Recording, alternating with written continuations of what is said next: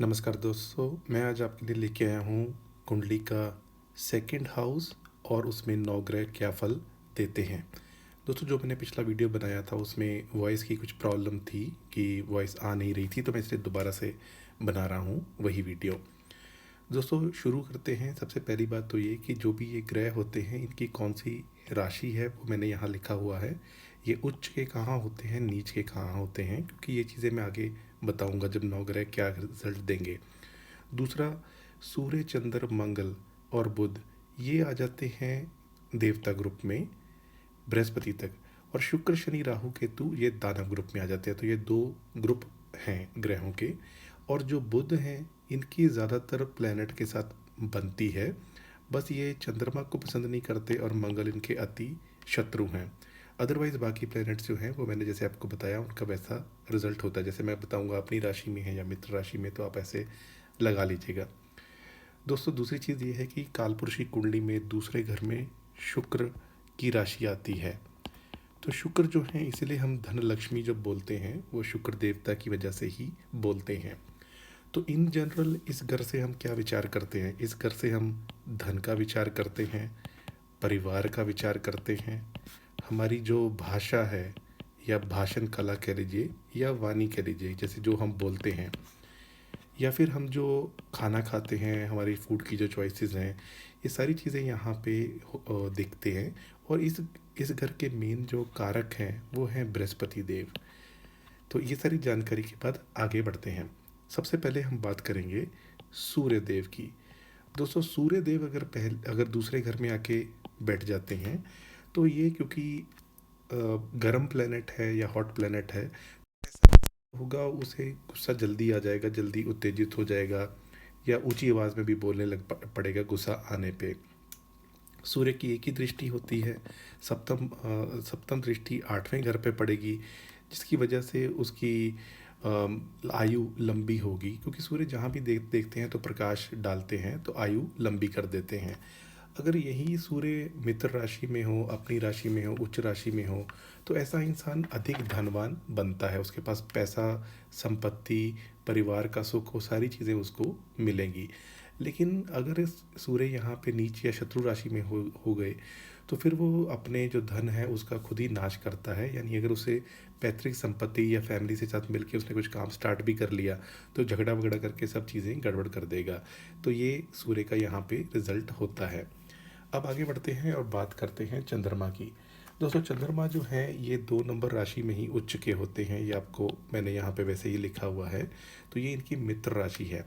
Second house में चंद्रमा होने से ऐसा इंसान इंटेलिजेंट होता है, दिल का अच्छा होता है, सबसे दोस्ती रखता है और बोलने की भी, भाषण कला भी उसकी बहुत स्वीट होती है। वो शांत स्वभाव का भी होता है और मिलनसार भी होता है।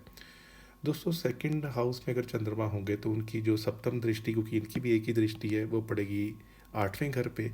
तो 8वां घर यानी मृत्यु स्थान, तो वहाँ पे ये दृष्टि जो पड़ती है तो ऐसे इंसान को जल से या पानी से या समुद्र से, नदी से उसे खतरा रहता है। तो इसलिए जब भी कभी ऐसे इंसान की महादशा, अंतरदशा, प्रत्यंतरदशा आए तो उन्हें कहा जाता है कि यानी चंद्रमा की आए तो उन्हें कहा जाता है कि थोड़ा पानी के या जल वाले जो जगह हैं वहाँ से थोड़ा ध्यान रखें, बचाव करें। और आजकल तो खैर छोटे होते ही बच्चों को स्विमिंग सिखा दी जाती है, तो वो भी एक अच्छा उपाय है कि उनको स्विमिंग आती होगी। दोस्तों, अगर चंद्रमा यहाँ पे मित्र राशि, अपनी राशि या उच्च राशि में हो तो ये बहुत अच्छा है। ऐसे इंसान को धन संपत्ति बहुत मिलती है और वो अच्छा गायक भी बन सकता है, कला में भी उसकी रुचि होगी, कवि भी बन सकता है। लेकिन चंद्रमा अगर यहाँ पे नीच राशि या शत्रु राशि में हुए तो फिर वो उसके फल अच्छे नहीं मिलेंगे और उल्टा स्त्रियों से भी धन हानि की संभावना बन जाती है। आँखों में कष्ट भी हो सकता है और हेल्थ संबंधित, जैसे सांस लेने संबंधित प्रॉब्लम भी देखी जा सकती हैं। तो दोस्तों, चंद्रमा के बाद अब हम आगे बढ़ते हैं और बात करते हैं मंगल की। मंगल जो है ये एक उग्र प्लेनेट है और इनकी 3 दृष्टियां होती हैं, चौथी, 7वीं और 8वीं। तो चौथी दृष्टि इनकी पड़ेगी पंचम भाव पे, 7वीं पड़ेगी अष्टम भाव पे और 8वीं पड़ेगी 9वें भाव पे। दोस्तों, अगर हम चंद्रमा की बात करें तो अगर सेकंड हाउस में चंद्रमा हो तो जैसा मैंने सूर्यदेव के लिए कहा था, तो यहाँ उग्र स्वभाव भी होगा और थोड़ा ज़्यादा भी होगा, क्योंकि सूर्य का जो उग्र स्वभाव है वो एक तरीके का रोब वाला है कि मैं अथॉरिटी हूँ या मेरे को सब पता है, क्योंकि सूर्य राजा है। मंगल का जो है वो रोब के साथ साथ वो गाली भी देगा या ऐसा लगेगा कि लड़ने पे उतारो ही है। तो जब मंगल अगर यहाँ होंगे तो वो उग्र स्वभाव ज़्यादा होगा सूर्य वाले के कंपैरिजन में। साउथ इंडियन एस्ट्रोलॉजी में यहाँ बैठे मंगल को भी कहा जाता है कि मांगलिक दोष है, क्योंकि भाषा के ऊपर आ जाता है, लेकिन फिर भी बाकी नॉर्थ इंडियन एस्ट्रोलॉजी में यहाँ के मंगल को मंगल दोष नहीं कहते। तो उग्र स्वभाव होगा, कभी कभार उल्टा सीधा गाली गलौज भी कर सकता है। कॉप्रोलेलिया एक वर्ड है जो इंग्लिश में है, तो ऐसा भी वो बोल सकता है। और असभ्य भी होगा, वचन ऐसे बोलेगा कि कटु वचन जिसे हम कहते हैं कि बातों बातों पे गाली दे दी। और ऐसे जो इंसान होते हैं ना, बचपन से उनके मित्र भी ऐसे बन जाते हैं कि वो भी गाली देते हैं, ये भी गाली देते हैं, तो आपस में उनको कोई गाली देने का फ़र्क ही नहीं पड़ता। ऐसा इंसान कभी कभार कोई काम करने में या पैसा कहीं खर्च करना हो तो उसमें वो कम बुद्धि लगाएगा, एग्रेशन ज़्यादा लगाएगा, इसलिए उसे धन के प्रति दिक्कत होती है और फिजूल की जो चीज़ें होती हैं उस पर खर्चा करता है। धर्म कर्म में उसकी श्रद्धा लेकिन होती है, क्योंकि दोस्तों जो मंगल हैं वो हैं नाइन्थ हाउस में, कालपुरुषी कुंडली में जो राशि पड़ती है वो गुरु की पड़ती है। तो मंगल की एस्पेक्ट नाइन्थ हाउस पे हो तो कहीं ना कहीं ऐसा इंसान जो होता है ना, उसे धर्म के प्रति श्रद्धा तो होती ही है। धन संग्रह करने में उसे थोड़ा दिक्कत होती है और खर्चा भी अधिक करता है। दोस्तों सेवन्थ एस्पेक्ट जो आठवें घर पे पड़ेगी, उसकी वजह से उसको थोड़ा दुख प्राप्त होता है, पेट की संबंधित बीमारियां भी होती हैं। हालांकि कालपुरुष में ये उनका अपना ही घर है 8 नंबर, लेकिन फिर भी क्योंकि वो एक नंबर जो घर है वो अग्नि तत्व है, 8 नंबर जो है वो पानी तत्व होता है। दोनों मंगल की राशियां हैं, तो यहाँ पे मैंने दिखाया भी हुआ है। तो मंगल की जब सप्तम दृष्टि अष्टम स्थान पे पड़ती है उससे वो दुखी होता है, पेट संबंधित प्रॉब्लम भी होती है। और यहाँ पे मंगल की जो चतुर्दृष्टि है वो पंचम भाव पे पड़ती है, जिसकी वजह से संतान से चिंता रहती है। दोस्तों मंगल की जब भी फिफ्थ हाउस पे आस्पेक्ट हो कहीं से भी बैठ के, जैसे 11वें घर से बैठ के हो, या आप लगा लीजिए कि दूसरे घर से बैठ के हो, या इवन 10th हाउस से हो, तो संतान संबंधित प्रॉब्लम होती हैं। या तो संतान होता नहीं है, या संतान से फिजिकल मेंटल इमोशनल दूरी हो जाती है। और हमारी बहनें जो लड़कियां हैं उनके केस में प्रेगनेंसी के दौरान मंगल की यहाँ दृष्टि आ जाए तो प्रेगनेंसी में भी लॉस के चांसेस बढ़ जाते हैं। दोस्तों अब हम बात करते हैं कि संतान के बाद अगर उनकी जो दृष्टि है, जो मंगल की जो अष्टम दृष्टि है वो 9th हाउस पे पड़ेगी, जैसा मैंने आपको बताया। इसकी वजह से उसको भाग्य का साथ मिलता है, तो ये एक अच्छी बात है।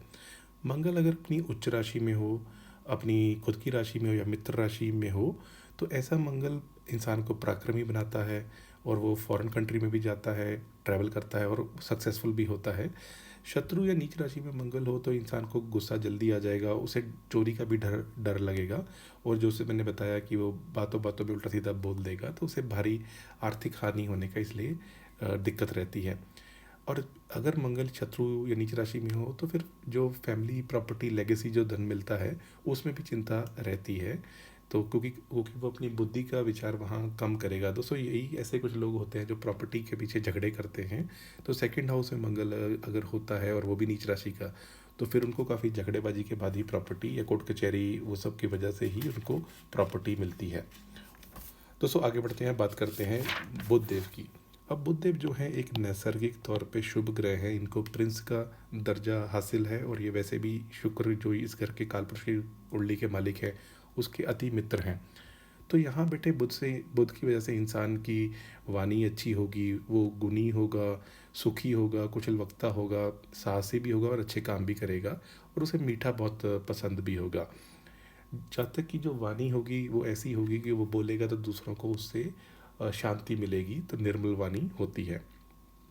बुधदेव की एक ही दृष्टि है जो पड़ेगी अष्टम स्थान पे। तो यहाँ पे जो बुधदेव की दृष्टि पड़ेगी अष्टम भाव पे, इसकी वजह से इंसान को दुख प्राप्त होता है और कभी कभार फॉरेन में भी सेटल हो जाता है। दोस्तों उसका कारण वही है कि ये मंगल की राशि है, बुध को ये पसंद नहीं है। ऐसा इंसान अननेसेसरी ट्रैवल करता है और टाइम भी बर्बाद करता है। अगर सेकंड हाउस में बुध अपनी राशि में हो, मित्र राशि में हो या फिर उच्च राशि में हो, तो तो ऐसे बुध की वजह से जो इंसान होगा वो बड़ी इजीली धन इकट्ठा कर लेगा, परिवार का भी उसे खूब सुख प्राप्त होगा। इवन फैमिली के साथ मिलके वो कोई जैसे बुध व्यापार के कारक है तो फैमिली बिजनेस भी सेटअप कर सकता है। जैसे कई लोग होते हैं होटल्स ग्रुप, अमेरिका में हम लोग देखते हैं पटेल्स के बहुत सारे होटल ग्रुप्स हैं। तो बुध क्योंकि बिजनेस का कारक है, तो ऐसे जो इंसान होते हैं वो कहीं ना कहीं फैमिली के साथ मिलके अच्छा बिजनेस कर सकते हैं। परिवार का खूब सुख मिलता है, लंबी यात्राओं पर भी जाता है और वहाँ भी इंजॉय करता है। लेकिन अगर यहाँ पे मंगल नीच राशि या शत्रु राशि में हो गए तो फिर धन इकट्ठा करने में दिक्कत होगी, फैमिली से भी रिलेशन अच्छे अच्छे नहीं रहेंगे और आँखों की या फिर मुख की संबंधित रोग भी हो सकते हैं। तो दोस्तों बुध देव के बारे में हमने ये जाना। अब हम बात करेंगे बृहस्पति देव की। बृहस्पति देव एक नैसर्गिक शुभ ग्रह हैं और इनकी 3 दृष्टियां होती हैं, 5वीं, 7वीं और 9वीं। 5वीं दृष्टि यहाँ बैठे बृहस्पति की पड़ेगी 6th हाउस पे। 7th तो जो आस्पेक्ट मैंने बताई 8वें घर पे पड़ेगी और एक दृष्टि पड़ेगी 9th हाउस पे। दोस्तों सेकंड हाउस में अगर बुध होते हैं तो इंसान को खूब धन दिलाते हैं, क्योंकि ये कारक भी हैं यहाँ के। वो फैमिली के साथ भी अच्छा बना के रखता है, फेमस भी होता है, यशस्वी भी बनता है, विद्वान और बुद्धिमान भी होगा और कई तरीके के अधिकार प्राप्त होते हैं। ऐसे इंसान को जो गवर्नमेंट या गवर्नमेंट बॉडीज़ हैं उससे भी सम्मान प्राप्त होता है, क्योंकि वो बातें ऐसी करता है जिससे सुन के वो फेमस हो जाता है। यानी उसके अंदर कुछ ना कुछ ऐसी कला गुरु ज्ञान भर देते हैं जिसकी वजह से ऐसा इंसान ईश्वर की आराधना भी करता है। अब दृष्टियों की बात करें तो दृष्टि पड़ेगी अष्टम भाव पे, जिसकी वजह से आयु लंबी होगी, क्योंकि गुरु जो है वो विस्तार के कारक है, जहाँ भी देखते हैं विस्तार कर देते हैं। एग्जाम्पल, अगर 10th हाउस में बैठे हों तो 4th हाउस को देखेंगे तो ऐसा इंसान बोलेगा मुझे तो बड़ा घर चाहिए, मैं छोटे में तो रहूँगा नहीं, तो हर चीज़ का विस्तार कर देते हैं वो। तो ये जो इनकी दृष्टि पड़ेगी अष्टम भाव से, जिसकी वजह से लाइफ इनकी लंबी होगी और हेल्थ रिलेटेड प्रॉब्लम्स भी कम होंगी। ऐसा इंसान अपने कर्म स्थल में भी असाधारण सफलता प्राप्त करता है। पंचम दृष्टि जो होगी वो 6th हाउस से पड़ेगी, जिसकी वजह से लोन अगर लेगा भी तो ईजिली चुका देगा। और जो 9th आस्पेक्ट पड़ेगी नौकरी भाव पे यानी 10th हाउस पे, वो इसलिए कार्य क्षेत्र में अच्छी सफलता प्राप्त करता है। दोस्तों मित्र राशि में या खुद की या उच्च राशि में अगर गुरु हो तो फिर तो अत्यंत शुभ हो गए, तो फिर तो बहुत ही अच्छा करेंगे ही, उसको धनी बनाएंगे, परिवार का भी सुख मिलेगा। जैसी जो जो चीज़ें मैंने बताई पॉजिटिव सारी होंगी। और ऐसे इंसान की फैमिली में भी एक जो कई लोग होते हैं ना, वो कहते हैं हमारे फैमिली हेड हैं या हमारे परिवार में सब लोग हैं, लेकिन फैमिली के मुख्य जो फैसले हैं वो ताया जी लेते हैं या वो लेते हैं, ऐसे करके कहा जाता है। तो यहाँ बैठा जो गुरु होता है वो अपने परिवार में या अपने समाज में ऐसे इंसान को अच्छी महत्वपूर्ण उसकी स्थिति बना देता है। लेकिन अगर शत्रु या नीच राशि में हो गए तो परिवार से थोड़ी ज़्यादा कदा दिक्कतें उसको होती हैं, या जो धन इकट्ठा करने में भी दिक्कत होती है। लेकिन दोस्तों गुरु की जो दृष्टियां हैं वो हमेशा अच्छी होती हैं। तो इसलिए क्योंकि 8th हाउस से हम ससुराल पक्ष भी देखते हैं, तो ऐसे इंसान का जो ससुराल होगा वो भी बहुत अच्छा होगा, भले ही वो गुरु उच्च या नीच राशि या किसी में भी हो, क्योंकि गुरु की दृष्टि में अमृत होता है। और क्योंकि 8th हाउस स्पाउस का जॉब का भी देखा जाता है, तो स्पाउस के लिए धन के लिए स्रोत भी देखा जाता है। तो इसलिए यहाँ बैठे गुरु जो होगा वो स्पाउस की जॉब के रास्ते बना देगा, तो ऐसा उसका होता है। दोस्तों मैंने जो जो चीज़ें बताई तो इनमें अगर किसी इंसान की शादी हो जाए और वाइफ काम नहीं भी करती हो, लेकिन तब भी वाइफ के नाम पे कोई काम करके अच्छा धन कमाया जा सकता है। ये चीज़ें हम आगे देख सकते हैं जब किसी की कुंडली विश्लेषण करते हैं। चलिए अब हम आगे बढ़ते हैं और बात करते हैं हमारे नेक्स्ट ग्रह की, और वो बन जाते हैं शुक्रदेव। दोस्तों शुक्रदेव नैसर्गिक शुभ ग्रह हैं, कालपुरुषी कुंडली में इनका ही घर है, तो इनको तो यहाँ आके बहुत अच्छा महसूस होता है। यहाँ बैठा जो शुक्र होगा वो ऐसे इंसान को मीठा खाना, अच्छा खाना पीना, अच्छा पहनना, उन सब के लिए प्रोत्साहित करेगा। उसे मान सम्मान भी मिलेगा, सुखी रहेगा, कला में भी उसका इंटरेस्ट होगा और भाग्यशाली होगा। जो काम किया दिया जाएगा परिवार की तरफ से वो इंसान वो ज़रूर करेगा अपना कर्तव्य मान के, और क्लेवर भी होगा और भाषण कला या बोलने में भी बहुत अच्छा होगा। अब शुक्र की एक ही दृष्टि है, ये पड़ेगी अष्टम स्थान पे। तो यहाँ जो दृष्टि पड़ेगी तो इसकी वजह से गुप्त रोग हो सकते हैं, क्योंकि ये मंगल का घर है जो शुक्र को नैसर्गिक तौर पे पसंद नहीं है। तो इसलिए यहाँ पे जब भी दृष्टि पड़ेगी तो ऐसे गुप्त रोग वगैरह हो सकते हैं। और जो कफ के भी जो होते हैं वो भी संबंध दिक्कत हो सकती हैं। लेकिन शुक्र क्योंकि घूमने फिरने के कारक हैं, तो यहाँ पे जो दृष्टि पड़ती है, ऐसा इंसान घूमने फिरने में और विदेश में सेटल हो जाने में बड़ा इंजॉय करता है। अगर शुक्र सेकंड हाउस में अपनी उच्च या मित्र राशि में हो, तो उत्तम सुख प्राप्त करता है ऐसा इंसान। उसकी मित्र राशियों में होने की वजह से धन, यश, लोकप्रियता, बड़ा परिवार होना, परिवार का साथ मिलना, परिवार के लोग मुश्किल घड़ी में खड़े रहना, ये सारी चीज़ें होंगी और पैतृक संपत्ति भी ईजिली मिल जाएगी। लेकिन शत्रु या नीच राशि में हो तो फिर शुभ फल कम हो जाएंगे, तो जातक का जो धन है वो इकट्ठा नहीं होगा, और जो पैतृक संपत्ति की प्राप्ति होनी थी उसमें भी बहुत सारी दिक्कतें आएंगी, यानी परिवार का जो सुख है उसमें कमी आ जाएगी। तो ये चीज़ ऐसी देखी गई है, लेकिन फिर भी कला के क्षेत्र में ऐसे इंसान का इंटरेस्ट होगा। दोस्तों, बात करते हैं शनिदेव की। अब शनिदेव नैसर्गिक तौर पे, जैसा मैंने पिछला भी वीडियो बनाया था, वो क्रूर ग्रह हैं, लेकिन ऐसा नहीं है कि वो हमेशा हानि ही करते हैं, गड़बड़ी करते हैं। जो शनिदेव हैं ये कारक हैं कर्म के, सेवा के, सेवा भावना के। तो इनकी तीन तीन दृष्टियाँ होती हैं, तीसरी दृष्टि, सातवीं और 10वीं दृष्टि।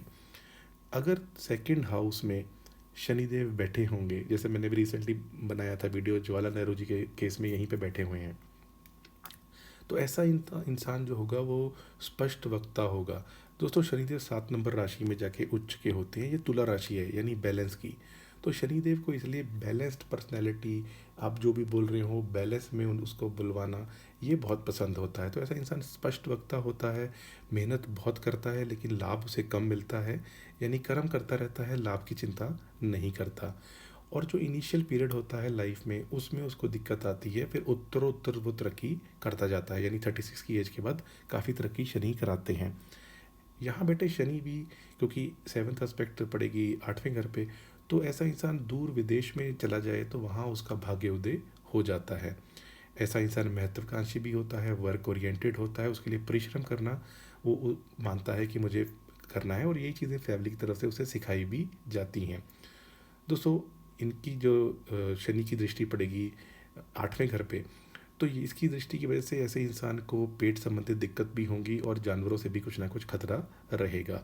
जो इनकी दृष्टि पड़ेगी थर्ड एस्पेक्ट 4th हाउस पे, 4th हाउस होता है हमारे इमोशंस का, हमारी मदर का, सुख का। तो शनिदेव की दृष्टि इन चीज़ों में कमी ले आती है, इसलिए माता के लिए भी कष्टकारी होता है। और जो दृष्टि पड़ेगी इनकी जो 10th एस्पेक्ट पड़ेगी वो एकादश भाव में पड़ेगी, तो इसलिए ना आय में दिक्कतें आती हैं, यानी सोर्स ऑफ इनकम जो है उसमें दिक्कतें आती हैं। इनको ये भी सजेस्ट किया जाता है कि आप मल्टीपल सोर्स ऑफ इनकम रखें, कि एक दो में दिक्कत आएगी लेकिन कहीं और से तो आ जाएगी, या धन भी संचित करके रखें। जैसे इन्वेस्ट करना है तो ऐसी जगह करें इन्वेस्ट जहाँ से पता ही है कि लॉन्ग टर्म में लेकिन गेंस पक्के मिलते हैं। अगर शनिदेव मित्र राशि में हो, उच्च राशि में हो या अपनी राशि में हो, तो इंसान खूब धनी होता है, पैतृक संपत्ति भी मिलती है। और ऐसे इंसान को जो पुरानी चीज़ें हैं, जिसे हम पुरातन वस्तुएं कहते हैं ना, जो कई लोग तो डेली ऐसी चीज़ों में करते हैं, 100 साल पुरानी है ये बंदूक 200 साल पुरानी है, तो ऐसी वस्तुओं से भी ऐसे इंसान को लाभ होता है। अगर शत्रु या नीच राशि में शनि हो तो फिर पैतृक संपत्ति में दिक्कत आएगी, फैमिली का सपोर्ट पूरा नहीं मिलेगा, खूब सारा परिश्रम करना पड़ेगा, फिर भी जो फल होगा वो कम मिलेगा। और उसे अपने परिवार के जो लोगों से भी जब ज़रूरत होती है तब वो लोग उसके लिए खड़े नहीं रहते। और शत्रु या शत्रु राशि में अगर शनि होंगे तो थोड़ा स्वभाव से भी ऐसा इंसान ज़िद्दी होगा। दोस्तों, सेकंड हाउस जो है वो संघर्ष के लिए मैंने इसलिए कहा क्योंकि धन प्राप्ति संघर्ष के बाद ही होती है, तो ये संचित धन की बात है, तो इसलिए ये चीज़ें मैं बता रहा था। लेकिन शनिदेव आने वाले समय में जैसे एक half cycle of the life उसमें गड़बड़ करा दी, कंजूस बना दिया, सारा करा दिया, कुटुंब से, फैमिली से भी वियोग हो गया, लेकिन बाद में फिर अच्छा रिजल्ट देते हैं। दोस्तों, अब आगे बढ़ जाते हैं, बात करते हैं राहु की। अब राहु जो है ये एक नैसर्गिक तौर पे जो है शुभ प्लैनेट नहीं है, क्योंकि ये राक्षस है और इनका जो काम भी है, पैसा कहीं से भी निकाल लो, कुछ भी कर लो, उस तरीके की ये मानसिकता रखते हैं। राहु अगर सेकंड हाउस में होंगे तो धन प्राप्ति में परेशानी होगी। ऐसा इंसान बहुत बातें करेगा, बहुत चीज़ें बोलेगा, इन जनरल विरोध करने वाला होगा और शत्रुओं से डरेगा भी। वो अपने काम से काम रखने वाला होगा। जैसे एक डिफरेंस होता है कि इंसान सेल्फ सेंटर्ड है या वो स्वार्थी है। सेल्फ सेंटर्ड होना बुरा नहीं है कि इंसान अपने बारे में सोच रहा है, लेकिन केवल अपने बारे में सोचना गड़बड़ हो जाती है। और ऐसा इंसान अगर धन होगा भी तब भी दुखी होगा, और लेकिन शासन से धन प्राप्त करने वाला होता है, और चमड़े का अगर काम करे तो उससे भी उसे फ़ायदा होता है। अब राहु की जो दृष्टि है वो अष्टम स्थान पे पड़ेगी, जिसकी वजह से पेट संबंधित दिक्कतें हो सकती हैं और कामुकता थोड़ी ज़्यादा होती है, क्योंकि आठवां कालपुरुष की कुंडली में जो यहाँ पे घर आता है 8 नंबर, ये मंगल का होता है। तो शनि वहाँ देखते हैं दृष्टि से, तो अंगारक योग तो होता है जब दोनों साथ में हों, लेकिन ये दृष्टि में अंगारक, और वो भी जो है टूवर्ड्स सेक्सुअल टेंडेंसीज कामुकता की तरफ हो जाता है। दोस्तों यहाँ पे अगर राहु देव अपने मित्र या उच्च राशि में हो, क्योंकि इनकी अपनी राशि तो होती नहीं है, तो फिर बहुत अच्छा रिजल्ट देते हैं। यहाँ इंसान को जो है धन काफ़ी प्राप्त करते हैं, लेकिन कभी कभार बचत में दिक्कत कराते हैं। और अगर लेकिन शत्रु या नीच राशि में हो तो फिर धन प्राप्ति में काफ़ी दिक्कतें आती हैं। ऐसा इंसान होता है जो फैमिली लेगेसी से बहुत बड़ी हवेलियाँ या बहुत पैसा आया होता है, उसको भी एक एक करके सारा बर्बाद कर देता है। वो इसलिए क्योंकि ये इंसान को घमंडी बनाएगा, अहंकारी बनाएगा। कहीं से भी पैसा कहीं भी निकाल लो, इधर टोपी पहना दी, उधर टोपी पहना दी, ये सब चीज़ों में लगा रहेगा। तो भाग्य का थोड़ा कम साथ मिलेगा। और जो निम्न कोटि के लोग होते हैं, जो कोई भी ऐसे उल्टे सीधे काम करे, जैसे कोई ड्रग एडिक्ट है, कोई कुछ है, या पेडलर है, तो उनके साथ इनको मित्रता बड़ी पसंद आती है। तो धन प्राप्ति के लिए राहु यहाँ बैठा हो तो परिश्रम काफ़ी करे, लेकिन फिर भी धन प्राप्ति में दिक्कत आती है और इंसान अपनी भाषा से कुछ बोल के गड़बड़ कर लेता है। कई लोग ऐसे होते हैं, सेकेंड हाउस में राहु नीच राशि में हो तो वो पुलिस स्टेशन में भी बार बार जाते रहते हैं किसी न किसी के मसले में बात करने के लिए, क्योंकि उनको वहाँ इंजॉयमेंट मिलती है कि वहाँ गालियाँ दी जा रही हैं, पीटा जा रहा है किसी को, तो ऐसा उनको ऐसा सोचते हैं। दोस्तों अब आ जाते हैं केतु पे। अब केतु का सर नहीं है, अपनी राशि नहीं है, सेकंड हाउस में ये होंगे तो क्या होगा। केतु जो हैं वो अट्रैक्शन करने का काम करते हैं, यानी सेकंड हाउस में होंगे तो धन प्राप्ति करवाएंगे और परिवार का सुख और परिवार से प्रेम करने वाला बनाते हैं। लेकिन स्वभाव में थोड़ी सी कर्कशता फिर भी आ जाती है। उसका रीज़न ये है कि केतु जो हैं उनके पास सर नहीं है तो राक्षसी, इस वजह से। लेकिन केतु मोक्ष के भी कारक है, तो दोनों इस तरीके के गुण यहाँ पे देखे जाते हैं। वहाँ यहाँ बैठे केतु के प्रभाव से जो जातक होगा उसे प्रचुर धन और सुख प्राप्त होगा, तो ये चीज़ भी देखी जाती है। अगर मित्र या उच्च राशि में हो तो उसकी वजह से जो केतु होगा वो ऐसा इंसान को अच्छी भाषा बोलने वाला, कम बोलेगा लेकिन अच्छी बात बोलेगा, और तो नाप तोल के बोलेगा। लेकिन शत्रु या नीच राशि में हो तो आवाज़ कर्कश कर देगा, दूसरों की गलतियां निकालने में बड़ा मज़ा आएगा। और यहाँ बैठा केतु भी जो निम्न कोटि के लोग होते हैं उनके ऊपर संगति करने से उसे मज़ा आता है और वो दूसरों पे डिपेंडेंट भी रहता है। दोस्तों इन जनरल केतु कहीं भी बैठे हों, आपको उस चीज़ का गुणगान नहीं करना होता। अब सेकंड हाउस में केतु बैठे हों तो आपको अपने परिवार की अच्छी उपलब्धियां, आपको आज मैंने क्या खाया सोशल मीडिया पे डाल दिया और लोग आपको नज़र लगा रहे हैं, या आपके पास कितना धन है, ये सारी चीज़ें आप ना करें तो आपको ज़्यादा अच्छा रिजल्ट मिलेगा। दोस्तों मोटा मोटा आप ये याद रखिए कि शुभ प्लेनेट अगर सेकंड हाउस में आएंगे तो धन सही तरीके से इंसान प्राप्त करेगा, और अशुभ प्लेनेट सेकंड हाउस में आएंगे तो ऐसा इंसान अंडर द टेबल करप्शन या कुछ भी गड़बड़ करके भी पैसा कमा सकता है। तो ये मोटा मोटा आप याद रखिएगा। दोस्तों कैसा लगा आपको ये वीडियो, कमेंट करके ज़रूर बताइएगा। अगर आपने अभी तक चैनल सब्सक्राइब नहीं किया तो प्लीज़ सब्सक्राइब माई चैनल। आज के लिए इतना ही, आपका बहुत बहुत आभार।